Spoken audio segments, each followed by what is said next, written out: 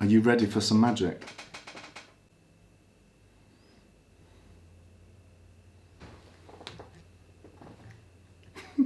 And welcome to my channel. This is Heywood. And stuff.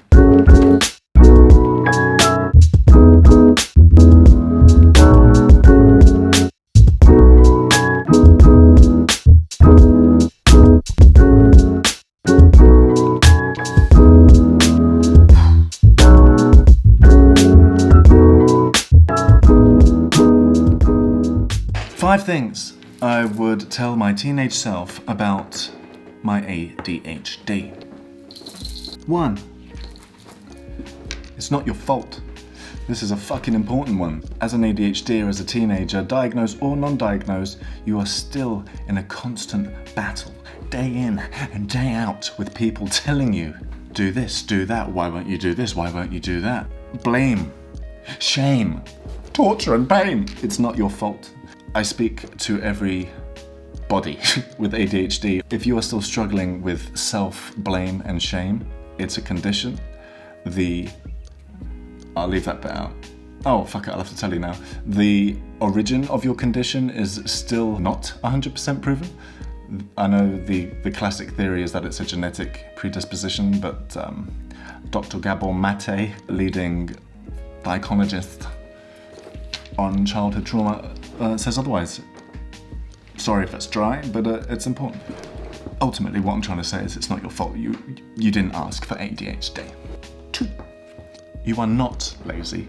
ADHDers are forever being told that they're daydreaming, not concentrating, and being lazy because they don't do their homework, they don't clean their room, they don't do what they're supposed to do, they don't show interest at work. There's a lot of disadvantages for other people of ADHDers. We haven't got the sexiest list of traits as people, but we're not lazy. We're quite the opposite of lazy, because in our minds we are going through a fucking battle 24 hours a day. We are warriors! We are warriors! Strong, because it's hard. And it beats a lot of people. Nearly every ADHDer will deal with anxiety and depression at some point in their life. Often that's when they get first diagnosed, actually. Anxiety and depression, classic mental health issues that across the board needs to be dealt with and shouldn't be undermined. ADHDers have that too. And so, you're not lazy. Really believe it, because it's true. 3. It will not go away. Why do I say this? Sounds negative, right? But it's not. It's more a case of confronting it and coming to terms with it. I feel like the sooner you come to terms with your diagnosis, the first step is to fucking recognize it and own it. It's not about owning up to it as much as it is owning it. You need to embrace it. I believe you need to research it and then inform other people closest to you what it's all about. Because if you don't really know what's going on, how the fuck is anyone else supposed to? If you can't love yourself, do you know what I mean? It doesn't go away. Number 4. This fucking chair. It will get better. I think once you've come to terms with the fact that you've got it, you can start working on making peace with it. And once you start making peace with it, start understanding it, you can deal with it. You can learn coping strategies with it. Whether you go down the medicated route or not, there are lots of ways to make your ADHD better, and awareness of it really is fucking key. That's like the core of all of it. And then you kind of spiderweb all the way around with all the different variations of how not to struggle. I try to keep these upbeat, man, but the serious issues, serious topics. Number 5. This one is specifically to my teenage self. You do not need to be the hyperactive clown. Growing up, I was always the clown in class. I was always the clown as a teenager. Friday nights, I was always the hyperactive, crazy, fun one. and I felt like I had to live up to that.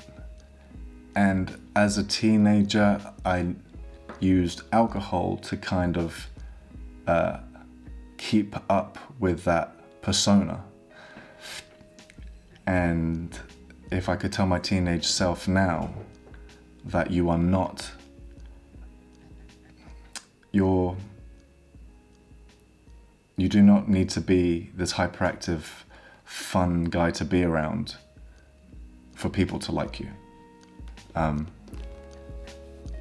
I remember growing up as a teenager, it was difficult, as it is, I think, for all teenagers, if not a lot. I mean, especially today with social media and shit. But for me personally anyway, I always felt like I had to be this character that I had created. And I rarely didn't switch that on. I'm so vulnerable right now. So I would tell my teenage self, you do not need to be a hyperactive trollop. And I mean, it makes sense, because as a kid I was super hyperactive. It was celebrated by friends, you know? And it's not their fault. I think as teenagers, if you haven't got that core self-belief and understanding of who you are yet, it's so easy to slip into a category of, or into a box of who you think you are supposed to be, or even who you think you are because of other people's opinions. Other people's opinions, man. Anyway, that was my 5 things I would tell my ADHD teenager self. Yeah, I'm hoping to do more ADHD videos in the future. I enjoy talking about ADHD. It's a huge part of who I am. And I know there's a lot of ADHD people out there on YouTube, and some of them are fucking amazing. Honestly, if just one person watches any of my videos about ADHD and it helps them, all of this was worth it. Do you know what I mean? Like, it's as simple as that, I think.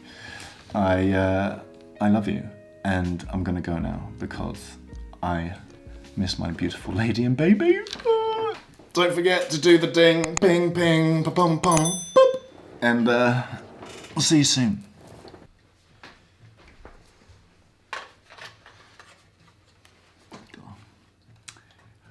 Put the battery in. I see you looking. I see you looking. I'm not even using that plug. Fucking wanker.